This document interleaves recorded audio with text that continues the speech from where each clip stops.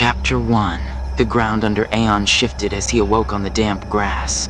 Lifting his head, he made out a gravestone adorned with thorny roses. His hands were muddied as he pushed himself up. Aeon glanced toward the hill where a particularly large tomb rested. The translucent figure at his side asked, "Should we continue?" Yes. It was hard enough to find a place this secluded in the village. Regaining some of his vigor, Aeon scanned the graveyard. The area was quiet and empty, nothing but silent headstones. While Russell, lead the way. As he spoke, Aeon reached forward, his slender fingers grasping several loose thorny vines that lay scattered across the ground. Russell turned and moved, swift as a chilling breeze, arriving at a pond that was pitch black toward its center. Stopping at the edge, he waited. Aeon emerged from between the headstones and joined him at the pond's edge. Together they moved towards the center. Russell in an almost floating state while Aeon's dark boots sank into the shallow water. His rolled-up cuffs hovered just above its surface. Russell said very seriously, "Aeon, the vines." Aeon looked at the thorns that adorned every corner of the graveyard and reached for the closest ones from the pond. Right. With careful precision, Aeon grabbed hold of the scattered damp vines, carefully adding them to those he had already collected from the gravestones, and proceeded to wrap them around his wrists and stepped deeper into the pond. He stood still, waiting until the reflections rippling in the water returned to calm. Aeon gently wound the vines around both his and Russell's wrists. The still pond reflected their images while Russell's translucent form merged with the thorns and burrowed into the veins. The thorned tendrils seeped into Aeon through his wrists. He endured the sensation as the veins twisted, shrinking and elongating their way along his arms. A faint, translucent thread emerged from within, sank into his chest and bound itself to his heart. Their reflections lingered for a moment before slowly dissipating, leaving faint, intricate marks etched into the water's memory. Then Russell's image faded, and Aeon found himself alone in the cemetery. The realization he would be alone again in the village started to dawn on him. The cool touch of the pond and the breath of the wind began to soothe him. Taking a deep breath, Aeon steadied himself. Slowly, he pushed himself upright and examined his wrists. The marks now resembled a bracelet woven from thorns. Russell, Aeon whispered, but the graveyard remained silent and still. He sloshed through the shallow water, then through the cemetery until he reached the cemetery entrance, the place where he had tripped before. He had been studying the contract with Russell all week and had barely rested. Aeon looked at his wrists. The rose-like veins were clear in the moonlight. right. The contract has been successfully sealed, He thought, pausing before walking out of the cemetery and toward the hill beyond.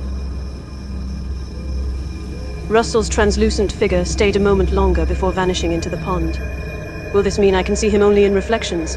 Or only in that one pond? He did disappear from the pond, so perhaps reflections...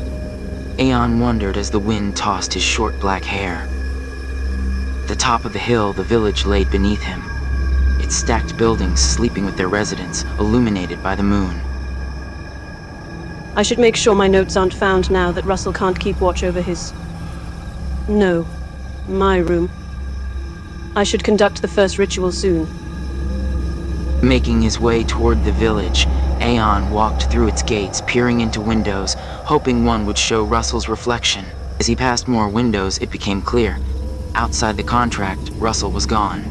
Aeon headed for the last house in the village, a tall, two-story brick house with a narrow gap left between it and its neighbors to let rainwater pass.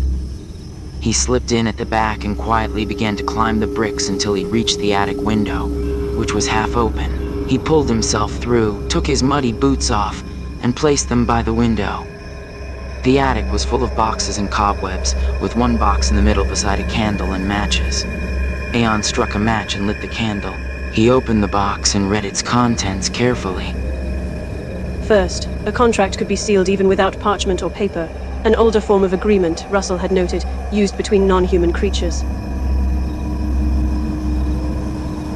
Aeon took the page to the window, set it alight, and cast the smoke and ash out into the night until nothing remained.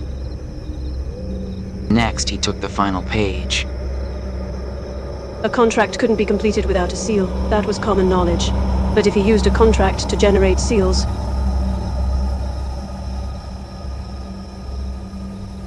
it might replace his broken stamp. It might replace his broken stamp. Again, Aeon set the paper on fire and let the ashes drift away the same way. With the box now empty, Aeon closed the window, placed the matches back inside, grabbed his muddy boots by the window, and made his way downstairs. He entered Russell's room and closed the door behind him. Aeon looked at the room, empty as ever, with a bed and built-in drawers, a desk with his books stacked upon it, his collection since he had arrived in the village. He walked towards the bed and opened its drawers. Then he changed into light gray overalls with a black shirt. As he turned, the sun was rising and passing through his window. With no translucent figure to illuminate, Aeon held his breath and composed himself, resolute in his simulacrum of a decision.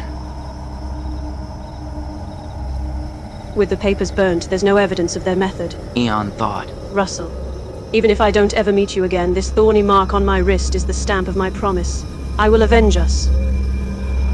Aeon's thoughts were abruptly interrupted as sounds of the village awakening for the day grew louder and louder. Looking out at the village from his window, Aeon decided to rest a while. Turning back to his room, with its bed and desk, he plopped down on the bed and quietly drifted off, his dreams colored in translucent silver. My stamp.